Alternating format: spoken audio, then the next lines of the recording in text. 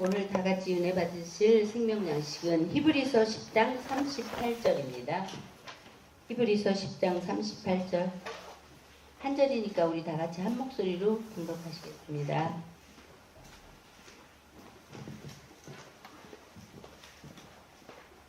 시작. 오직 나의 의는 믿음으로 말미암아 살리라. 또한 뒤로 물러가면 내 마음이 저를 기뻐하지 아니라 하셨느니라. 이는 하나님의 말씀이니라. 아멘. 목사님 나오셔서 하나님에게 붙는 자가 죄사함을 받는다. 하나님에게 붙는 자가 죄사함을 받는다라는 제목으로 말씀 주실 때 많은 걸 받으시기 바랍니다.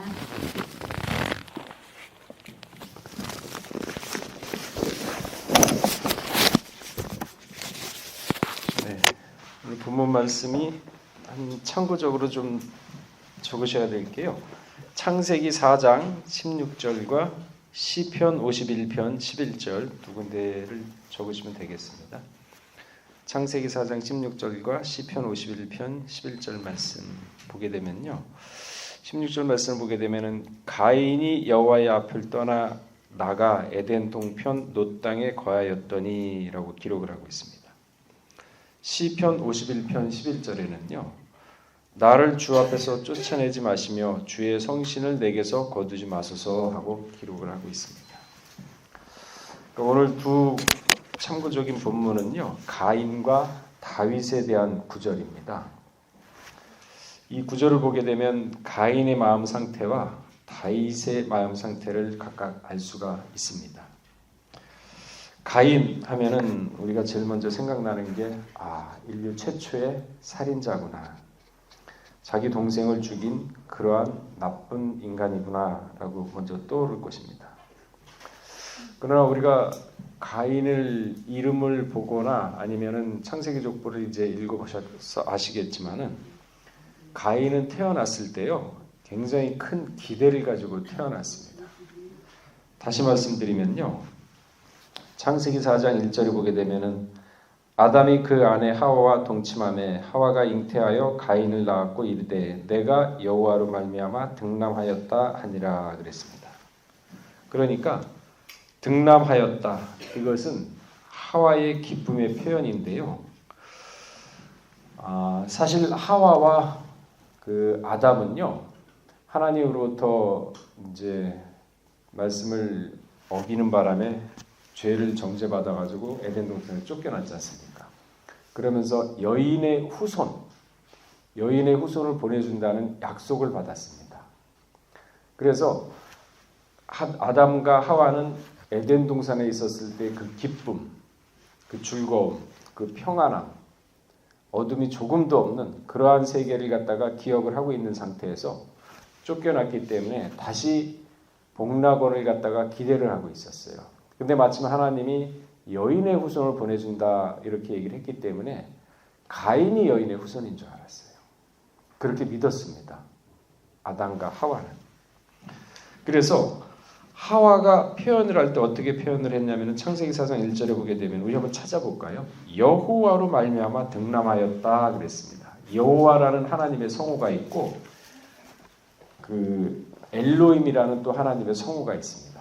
근데 하와는요 여호와라고 하나님을 갖다 불렀거든요. 그러면서 가인을 하나님이 여호와 하나님이 주셨다고 얘기를 하고 있는데 한번 읽어보겠습니다. 4장 1절 시작. 아담이 그 아내 하와와 동침하매 하와가 잉태하여 가인을 낳고 이르되 내가 여호와로 말미암아 등남하였다. 이 여호와란 이름을 썼을 때는요 어느 때 여호와란 이름을 쓰냐면요. 하나님이 구속의 역사를 갖다가 감당하실 때는 여호와란 이름을 씁니다. 근데 하나님이란 이름을 쓸 때는 어느 때 쓰느냐? 창세기 1장 1절 한번 찾아볼까요? 창세기 1장 1절에 보게 되면요. 태초에 하나님이 여호와가 아니라 하나님이라고 되어 있죠. 하나님이 천지를 창조하시니라. 그러니까 엘로힘 하나님 이것은요 어느 때 하나님이라는 명칭을 쓰냐면 성호를 쓰냐면요 전지전능하신 우주 만물을 창조하시고 인간을 창조하셨을 때 하나님이라는 표현을 씁니다. 그래서 창세기 1장에 쭉 보게 되면요. 3절에도 하나님이 가라사대, 여호와가 가라사대가 아니거든요. 하나님이 가라사대. 6절에도 하나님이 가라사대. 우주 만물을 창조하시는 전지전능하신 하나님의 역할을 하실 때는 하나님이라는 이름을 씁니다. 근데 아까 보셨듯이 창세기 4장에 보게 되면은 여호와로 말미암아 등남하였다 이렇게 얘기한 거는 무슨 얘기냐면은 가인이 여인의 후손이구나. 그 구속의 역사를 갖다 가인을 통해서 이루는구나. 이렇게 믿었던 거예요. 그래서 내가 여호와로 말미암아 등남하였다는 얘기는 하와의 신앙 고백입니다. 이처럼 아담과 하와는 가인 자체가 여인의 후손인 줄 알고 다시 신라곤을 갖다가 회복해서 복락원으로 만들 그러한 장남으로 보았습니다. 그런데 우리가 알다시피 가인은 그러하지 못했습니다. 왜? 가인이 산자가 될 수밖에 없었던 원인은 제사, 믿음으로 드리지 않은 제사 때문이었습니다. 나쁜 짓을 한 게 아닙니다. 제사 때문에 가인이 타락한 거예요. 그러니까 제사를 드렸을 때 하나님은 아벨을 봤을 때 아벨은 첫 새끼를 드렸다 그랬어요. 첫이란 단어가 들어갑니다. 첫이란 단어가 들어가는데 가인은 첫이란 단어가 없어요. 이 첫 것은 하나님이 거룩히 구별한 거기 때문에 첫 것을 드렸다는 얘기는 하나님께 구별된 제사를 드렸다고 의미를 찾을 수가 있는 거죠. 근데 가인은 그러지 않았습니다. 자, 창세기 4장 3절에서 5절 기록을 보게 되면요. 가인은 땅의 소산으로 제물을 삼아 여호와께 드렸고 첫이란 얘기가 없어요. 근데 4절에 보게 되면요. 아벨은 자기도 양의 첫 새끼와 기름을 드렸더라. 땅의 소산으로 제물을 삼았고 아벨도 첫 새끼로 하나님께 드렸다. 레위기 2장 12절에 보게 되면요. 처음 익은 것으로 그것을 여호와께 드릴지라 그랬습니다. 처음 익은 열매로 여호와께 드리라 그랬습니다. 그리고 민수기 18장 12절에 보게 되면요. 그들이 여호와께 드리는 첫 소산 곧 제일 좋은 기름과 제일 좋은 포도주와 곡식을 내게 주었은즉 에스겔 48장 18절에도요. 그 땅을 팔지 못하며 바꾸지도 못하며 그 땅에 처음 익은 열매를 남에게 주지도 못하리니 이는 나 여호와께 겨루기 구별한 것임이라 그랬습니다. 그러니까 우리가 예배를 드릴 때도 신령과 진정으로 예배를 드리라 그랬지 않습니까? 근데 신령과 진정으로 예배를 드리지 않고 하나님께 온전히 집중하지 못했을 경우에는 가인과 같은 제사가 될 수가 있는 거죠. 그러나 내 생각과 마음 온전히 하나님께 드릴 때는 그게 바로 아벨과 같은 제사죠. 근데 제사를 드림으로 인해서 나눠졌거든요. 아벨과 가인이. 자, 하나님은 신령과 진정으로 드리는 제사를 받으신다 그랬습니다. 히브리 11장 4절에 보게 되면요. 믿음으로 아벨은 가인보다 더 나은 제사를 하나님께 드림으로 의로운 자라 하시는 증거를 얻었으며 믿음이 없는 제사, 믿음이 없는 예배는 하나님이 받지 않으신다는 거죠. 믿음. 자, 보세요. 하나님은 제7일 날 안식일 날 안식하셨다 그러면서 날에다 복을 줬습니다. 그죠? 사람한테 복을 준 게 아니에요. 그러면서 뭐라 그랬냐면 첫째 날부터 여섯째 날까지는 너의 일을 힘쓰라 그랬어요. 근데 우리 구속사 시리즈 7권에 보면은 거기 뒷부분에 안식일을 지키라는 계명 있지 않습니까? 거기에 보면은 제가 지금 드리는 말씀이 나옵니다. 첫째 날부터 여섯째 날까지는 너의 일을 힘써서 다 하라 그랬어요. 그런데 그 힘쓰라는 용어가 어떻게 되어 있냐면 아바드로 되어 있어요. 봉사하다. 그러니까 무슨 얘기냐면은 첫째 날부터 여섯째 날 회사에서 직장에서 일을 하되 하나님께 예배 드리듯이 봉사하듯이 하라 그 얘기거든요. 그러니까 상관의 눈치를 보지 말고 하나님의 눈치를 보고 정직하게 성실하게 대충 일하고서 한 달에 월급 받아가고 그거는 도정금이라 그랬거든요.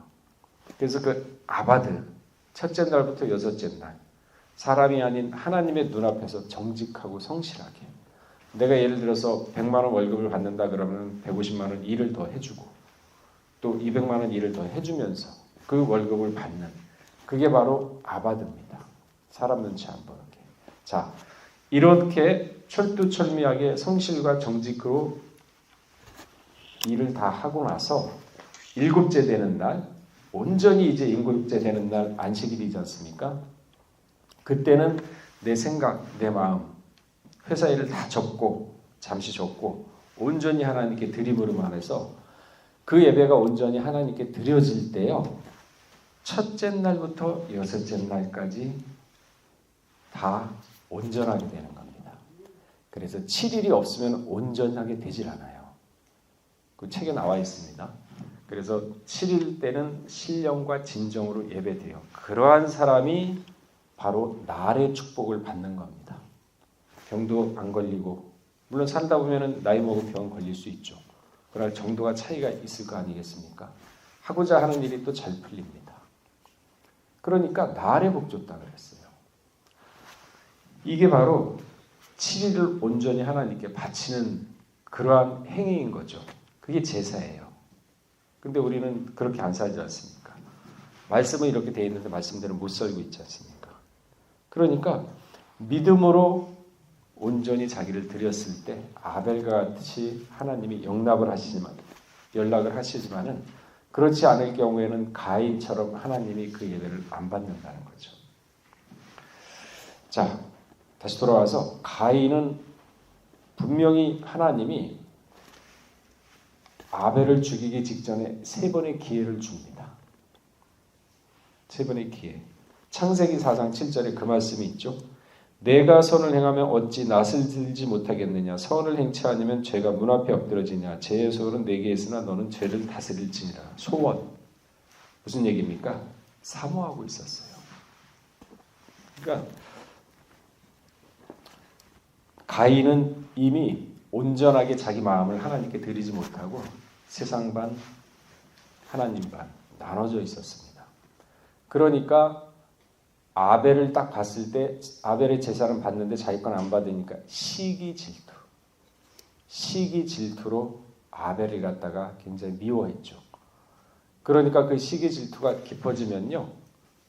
미움과 증오가 싹 듭니다. 커집니다. 그러면서 그거를 마음을 다스리지 못했을 경우에는 어디까지 가냐? 살인죄까지 가요. 그러니까 하나님은 보니까 시기 질투가 있는 거예요. 가인 마음에. 그래서 야, 제 소원이 너한테 있으니까 빨리 다스려라. 그랬을 때는 말을 들었을 때는 아, 이게 아니구나 하면서 확 돌아설 수 있는 지혜, 결단이 있어야 됩니다. 그렇지 않게 되면요. 그 부정적인 생각에 빠져들어갑니다. 그러니까 우리 그런 경우 많잖아요. 뭔가 안 좋은 일이 닥쳤을 때 그 원인을 찾아요. 누구 때문에 그랬어? 벌써 이제 핑계 찾는 겁니다. 그죠? 그러잖아요. 기분 나쁜 일 있고 나한테 안 좋게 했다 그러면은 입장을 바꿔놓고 생각하는 것이 아니라 일단 내가 기분 나쁘고 감정이 상했기 때문에 원인을 찾아요. 그죠? 쟤 때문에 그랬어. 저 사람 때문에 그랬어. 저 말을 해가지고 나한테 이렇게 상처를 줬어. 이제 시작을 하는 겁니다. 그러면은 이제 점점 깊어지죠. 옛날에 나한테 잘못했던 거 다 생각나죠. 그러면 그게 점점 눈덩이처럼 커집니다. 그럴 때 아, 이게 아니구나 하면서 딱 악의 모양이라도 버리라 그랬으니까 딱 잘라버리면서 그래, 이거는 아니야. 그럼 딱 돌아서면서 다시 다른 생각을 해야죠. 긍정적인 생각. 뭔가 이유가 있었겠지. 그러면서 한번 물러가고 참고 생각을 하고 또 한번 물러가고 참고 생각을 하고 또 한번 물러가고 참고 생각. 그래서 삼수예요. 그냥 삼수가 아닙니다. 우리 세상에는 다 질서가 있어요. 하나님이 그걸 모르게 우리 다 질서대로 움직이는데 우리는 발견을 못하죠.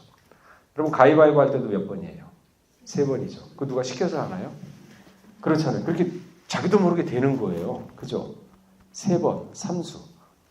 그 하나님 다 그렇게 해놨어요. 아기가 몇 달 만에 낳나요? 9달 10일. 정확하게 9달 10일이에요. 근데 10달 10달 그러죠. 달걀이 며칠 만에 부화하나요? 21일. 그죠? 다 숫자를 하나님이 해놓은 겁니다. 이 우주 만물에 질서가 있어요. 비둘기는 며칠 만에 부화되나요? 14일. 다 있어요. 그게 질서예요. 하나님 질서. 자, 가인에게 3번 줬다 그랬죠. 기회. 3은 뭐예요? 하늘수예요. 그죠? 3. 하늘의 기회를 다 놓친 겁니다. 그렇게 이해하시면 돼요. 가인이. 그러니까 하늘의 기회 3번을 다 놓쳤으니까 그때는 어떻게 합니까? 하나님이 버립니다. 하늘의 기회 다 놓쳤는데 뭐 없잖아요. 더 이상 줄 게.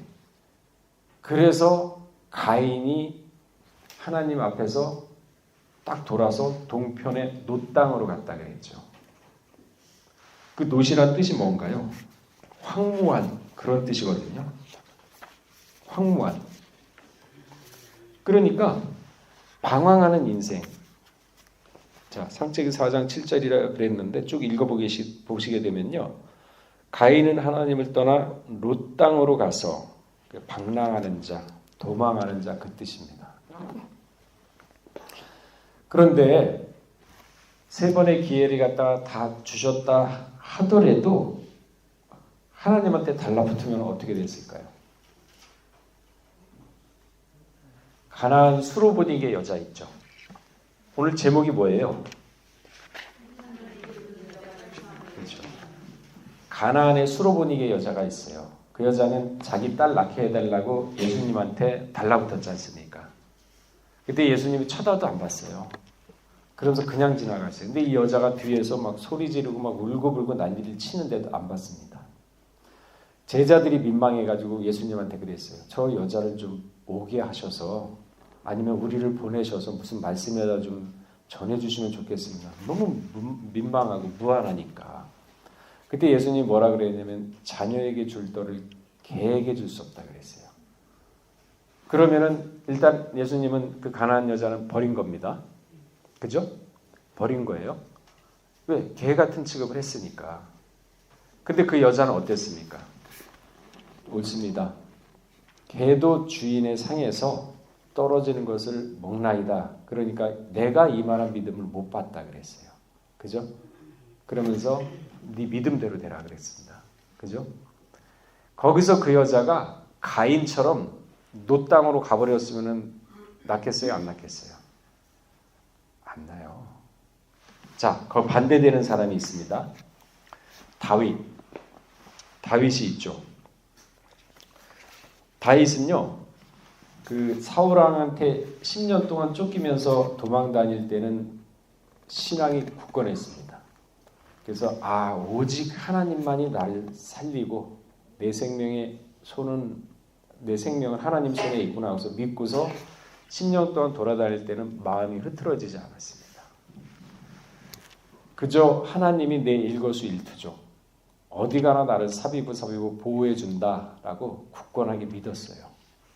그 환난 속에서도 생명의 위협을 당하는 속에서도. 근데 어느 때 다윗이 흐트러졌냐면은 왕이 되고 나서 이제 그런 생명의 위협도 안 느끼죠. 평안하죠. 자기 그 부하들은 나가서 전쟁하고 있었어요. 근데 자기는 저녁에 늦게 일어났습니다. 그러면서 우리아의 아내를 딱 눈으로 보고서 범죄했지 않습니까? 그죠?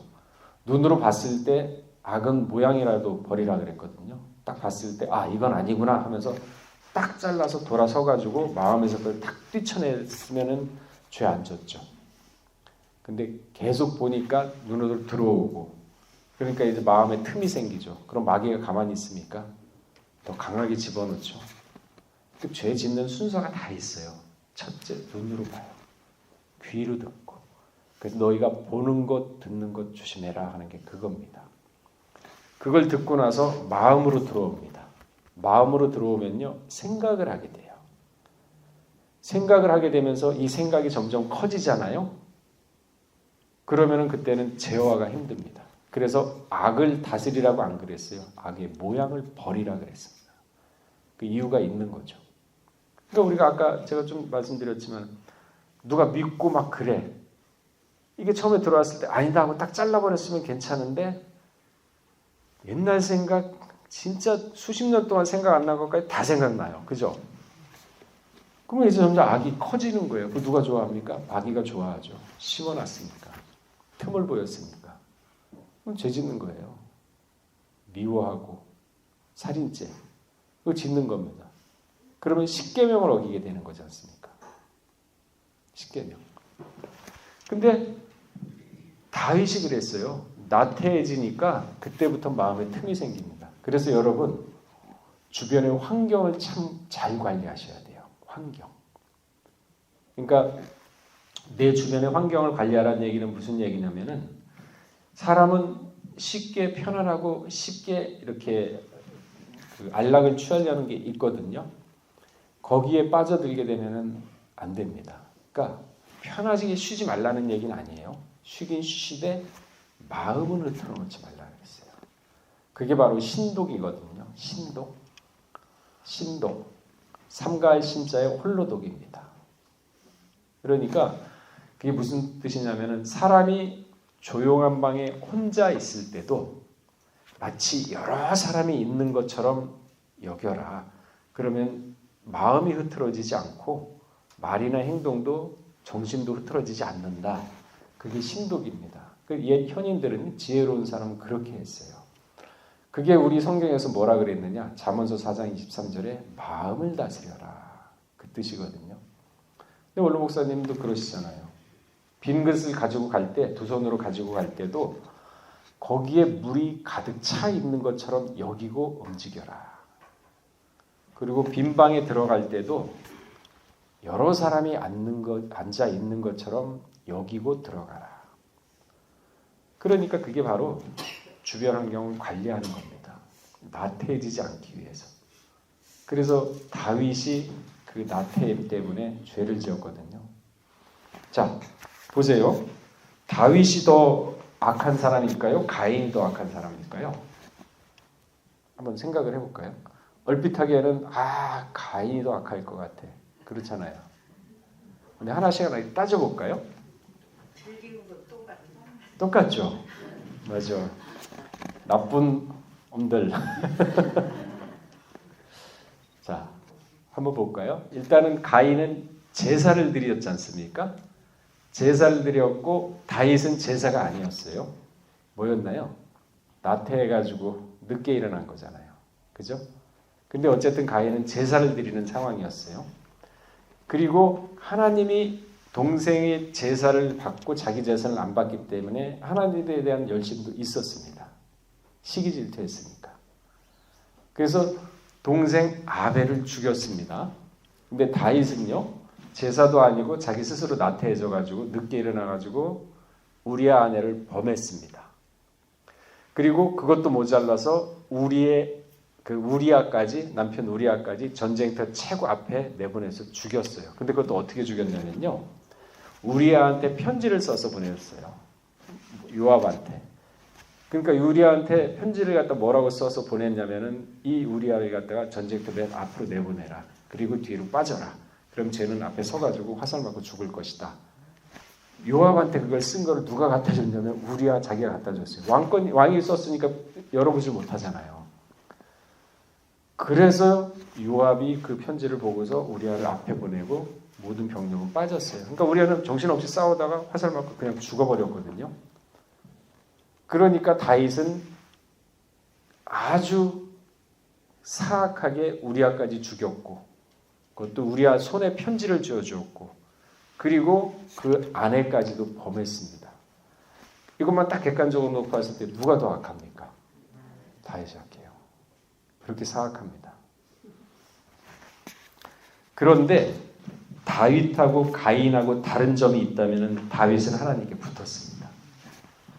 자, 시편 32편 1절에서 3절 보게 되면요, 다윗이 우리아의 아내를 범한 후에 회개하는 장면입니다. 우리 한번 찾아볼까요?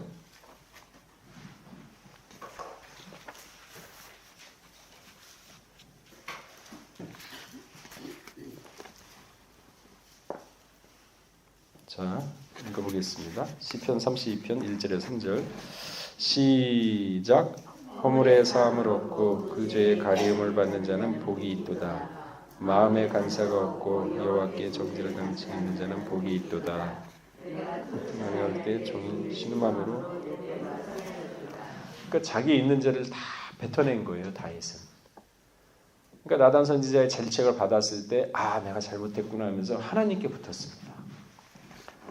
근데 내가 딱 그 얘기를 나단 선지자한테 들었을 때, 아니 뭐 그럴 수도 있지 뭐, 그냥 뭐 사람이 뭐 그럴 수도 내가 왕인데 뭐 내가 뭐 그럴 수도 있는 거 아니야? 하면서 교만한 마음이 들었으면 가인처럼 돼요.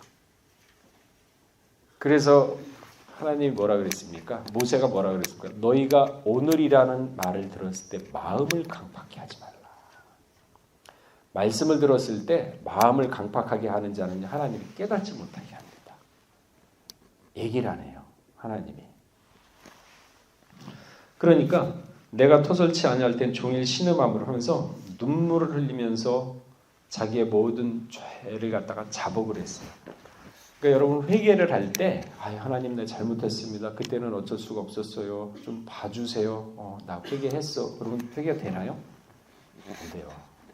회개하려면요, 진짜 뼈를 깎는 고통이 있어야 돼요. 자, 우리 구속사 3권에 보면은 다윗이 우리아의 아내를 범하고 나서 회개하는 그 과정이 나오는데요. 그거 이제 기록을 해놨는데 어떻게 됐냐면 처음에 회개를 할 때는요, 순서가 있어요. 죄를 딱 이성적으로 뭐가 잘못했다, 내가 무슨 죄를 졌다고 인식을 해야 돼요. 아, 내가 이 죄를 졌지? 이거 잘못했구나. 자세하게 세밀하게 자기 죄를 갖다 인식을 해야 됩니다. 그래서 내가 이 죄 졌고 이 죄 졌고 이렇게 했구나.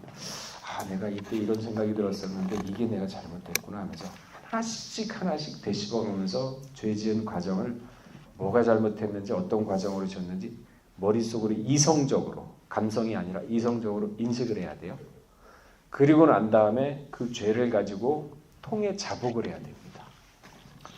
통해 자복을 하고 난 다음에, 그러고 나면은 이제 뭐 눈물을 흘리고 막 엄청나게 고통스러울 거 아닙니까? 그러고 난 다음에 내가 두 번 다시 죄를 안 짓겠다 하는 결단이 있어야 돼요. 이런 세 가지 과정이 있어야 됩니다. 자, 다윗은 우리아의 아내를 범하고 나서, 그리고 통해 자복을 시편 32편 1절에 3절 했죠. 그리고 나이가 70 거의 이제 죽어갈 때쯤 돼서 아비삭이라는 동료를 데려왔지 않습니까? 동료하고 동침 안 했다 그랬어요. 그렇죠? 그러니까 벌써 결단을 하고서 다윗은 그 죄에 대해서 확실히 회개를 하고 두 번 다시 그런 죄를 안 지은 겁니다. 그래서 하나님도 다윗을 인정한 게 우리아의 아내 범한 거 외에는 죄가 없다 그랬습니다. 자, 그러나 다윗도 그 죄에 대한 그 구원은 받았지만, 영혼은 구원 받았지만 그 죄의 값은 하나님 치르게 했죠. 그거예요, 바로. 그래서 우리가 회개를 하지만은 그 죄값은 하나님 치르게 합니다. 그래서 죄 짓는 걸 두렵게 여겨야 돼요.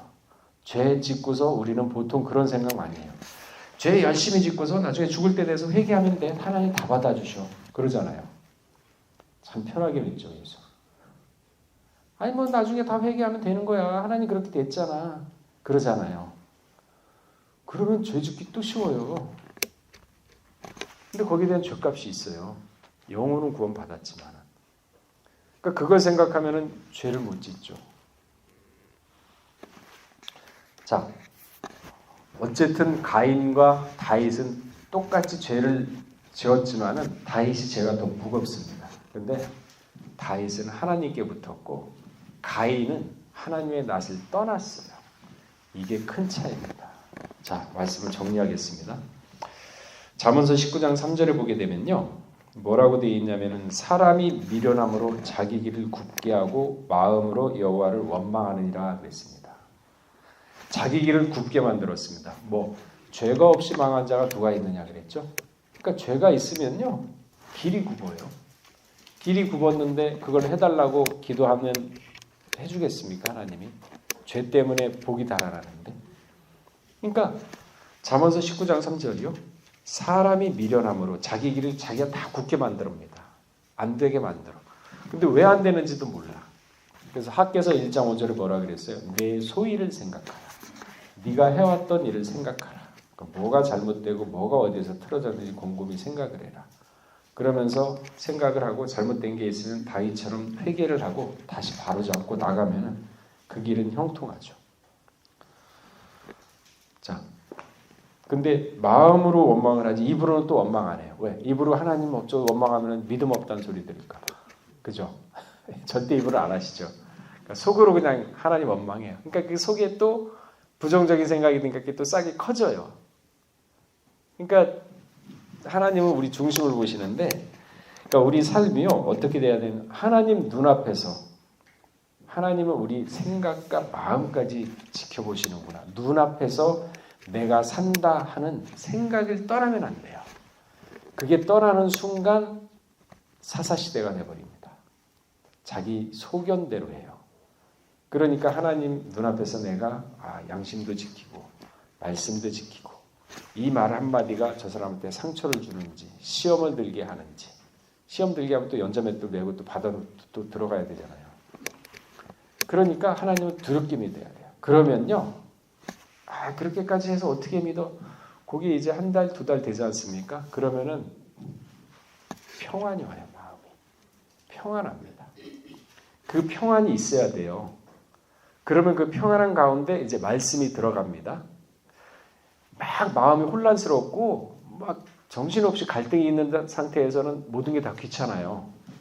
근데 평안한 가운데 정서적으로 안정된 가운데 말씀을 듣게 되면은 평안하지 않습니까? 그러니까 아침에 다 저기 직장 보내고 나서 혼자서 이제 청소 끝내놓고 커피 한 잔 딱 마시면 평안하지 않습니까? 그런 평안한 마음을 유지를 하면서 말씀을 하나씩 들으면 말씀이 새록새록 마음에 새겨집니다. 분주하면 안 들어가요, 말씀이. 그래서 아무리 바쁠 때도 자기만의 여유를 갖는 그런 지혜가 있어야 됩니다. 그리고 아무리 정신없이 바쁘다 그래도 일주일에 한 번 자기를 돌아볼 수 있는 자기 성찰이 있어야 돼요. 그게 없으면요, 속사람이 발전을 안 합니다.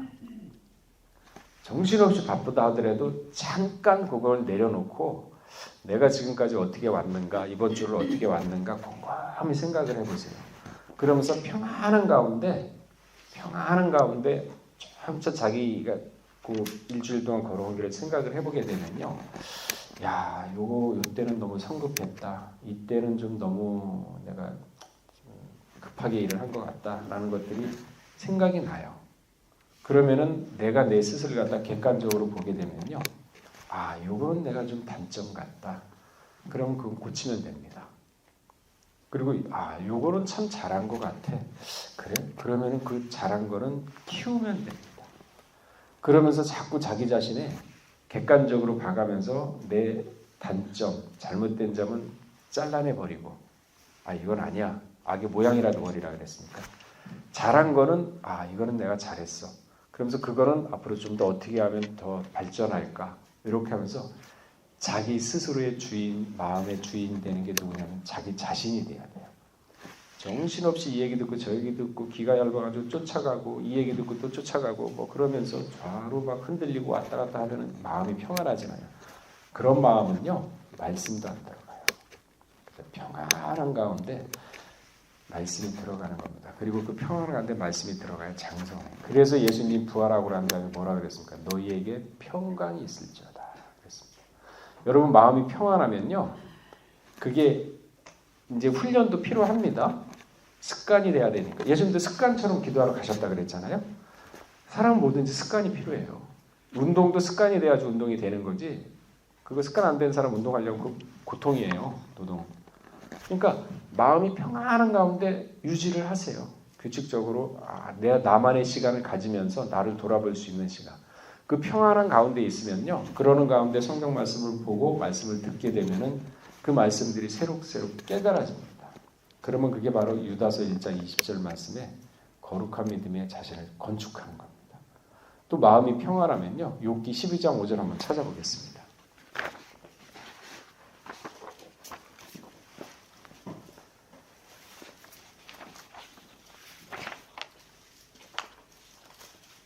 자, 욥기 12장 5절 읽어보겠습니다.